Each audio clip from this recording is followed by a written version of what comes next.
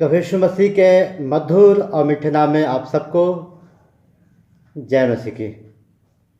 प्रियो, हम आपकी सहायता के लिए पढ़ने जा रहे हैं पवित्र शास्त्र बाइबल से पहला यूहन्ना की पत्री, उसका 4 अध्याय, उसका 1 आयत।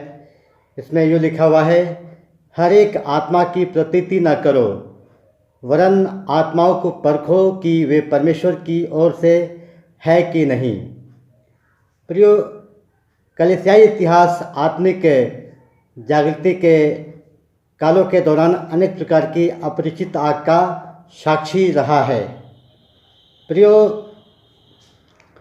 प्रारंभिक प्रेरित चाहते थे कि प्रत्येक युग में कलीसियाएँ ऐसी आग से पहले ही सावधान हो जाए। पहले से सावधान रहने का अर्थ है कि पहले से तैयार हो जाए, लैस हो जाए। इस कारण उन्होंने परमेश्वर के लोगों को दूसरे यीशु और कोई दूसरे सुसमाचार तथा कोई और आत्मा से सतर्क किया। दूसरा कुरिन्थियों उसका 11 अध्याय, उसका 4 आयत में लिखा हुआ है। जो ऐसा प्रतीत होता है कि झूठे भविष्यवक्ता और झूठे शिक्षकों की संख्या परमेश्वर के सच्चे सेवकों से अधिक है, और निम्नलिखित संदर्भों से बहुत से शब्द पर ध्यान दें। पहला यूहन्ना उसका 2 अध्याय, उसका 18 आयत, और पहला यूहन्ना 4 अध्याय, उसका 1 आयत। मत्ती 7 अध्याय, उसका 15 से 22 आयत, और मत्ती 24 अध्याय, उसका 5 आयत, और दूसरा कुरिन्थियों उसका 2 अध्याय, उसका 17 आयत। फिलिपियों की पत्री उसका 3 अध्याय, उसका 18 आयत। जी हाँ, शत्रु अक्सर बाढ़ के समान आता है। यशायाह नबी की पुस्तक उसका 59 का 19 झूठी सेवकाई युग के विषय में बोलते समय यीशु ने वर्षा, बाढ़ और आंधी की चर्चा किया है। मत्ती 7 अध्याय, उसका 15 और 25 आयत में यह प्रभु का कलाम कहता है। पौलुस ने उपदेश के हर एक झोंके और उछाले और इधर उधर घुमाने जाने वाले लहरों की चर्चा की है। इफिसियों की पत्री उसका 4 अध्याय, उसका 14 आयत। प्रियो, विभिन्न प्रकार की आत्माएं नए नियम की कलीसिया के किसी भी सेवक के माध्यम से कार्य कर सकती है। इफिसियों की पत्री उसका 4 अध्याय, उसका 11 आयत। प्रियो, हम झूठे प्रेरितों, झूठे भविष्यवक्ताओं, झूठे प्रचारकों, झूठे चरवाहों तथा झूठे शिक्षकों के विषय में पवित्र शास्त्र बाइबल में पढ़ सकते हैं। जैसे जैसे हम अंतिम दिनों के अंत में पहुँचते जाएंगे, वैसे वैसे भरमाने वाली आत्माएं अति सक्रिय होती जाएंगी।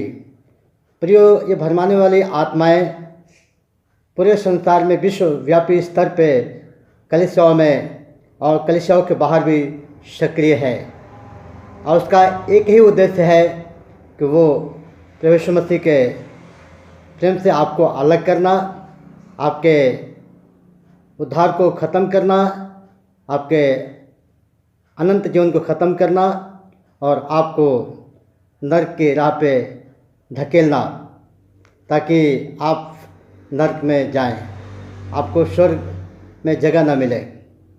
प्रियो, पवित्र आत्मा ने यह बात पहले स्पष्ट तरीके से बताई थी। पहला तीमुथियुस 4 अध्याय का 1 आयत में कि हर एक आत्मा की प्रतीति न करो।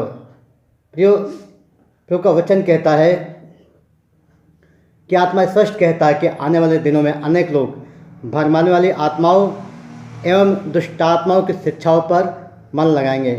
पहला तीमुथियुस 4 अध्याय का 1 आयत में ये प्रभु का कलाम कहता है।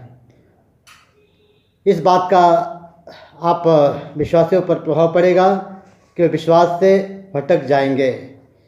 इस बात के लिए प्रयुक्त यूनानी शब्द का अर्थ यह है कि वे अनजाने में धीरे धीरे करके विश्वास से दूर होते जाएंगे। प्रियो, वे अचानक ही विश्वास से पूरी तरह नहीं मुकरेंगे, बल्कि अनेक चरणों में दूर होते जाएंगे। और शैतान नहीं चाहता कि आप धीरे धीरे ही सही आप प्रभु से दूर हो जाएं, प्रभु के प्रेम से दूर हो जाएं, प्रभु के विश्वास को आप खो दें और अपनी आशीषों को भी आप खो दें।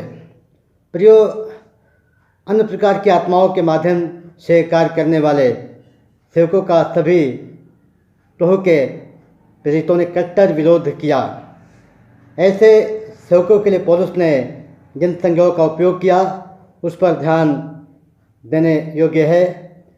छल से काम करने वाले, दूसरा कुरिन्थियों की पुस्तक उसका 11 अध्याय उसका 13 आयत, घबरा देने वाले, गलातियों की पुस्तक उसका 1 अध्याय उसका 7 आयत, झूठे भाई, गलातियों की पुस्तक उसका 2 अध्याय उसका 4 आयत, मोह लेने वाले, गलातियों की पुस्तक उसका 3 अध्याय उसका 1 आयत, और कुत्ते बुरे काम करने वाले, फिलिपियों की पुस्तक उसका 3 अध्याय उसका 2 आयत, और क्रूस के बैरी, फिलिपियों की पुस्तक उसका 3 अध्याय उसका 18 आयत, और धोखेबाज, धोखे के द्वारा लूटने वाले, कुलुस्सियों की पुस्तक उसका 2 अध्याय उसका 4 और 8 आयत, और ठग, कुलुस्सियों की पुस्तक उसका 2 अध्याय उसका 18 आयत, और झूठे, पहला तीमुथियुस की पुस्तक 4 अध्याय उसका 2 आयत, अभिमानी, पहला तीमुथियुस की पुस्तक उसका